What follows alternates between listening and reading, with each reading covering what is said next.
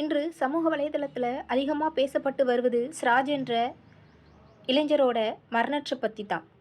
பார்க்கவே முடியாத அளவுக்கு கொடூரம் இது.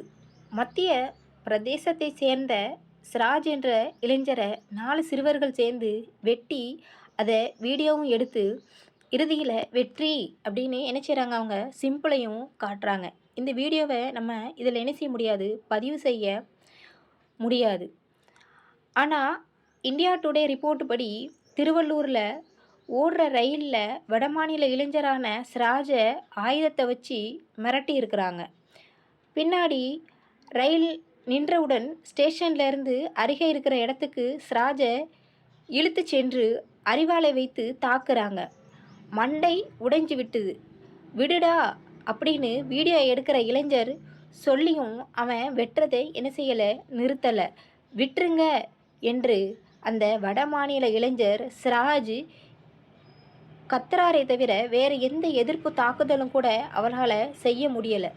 அந்த அலறலை பார்க்கவே முடியலை.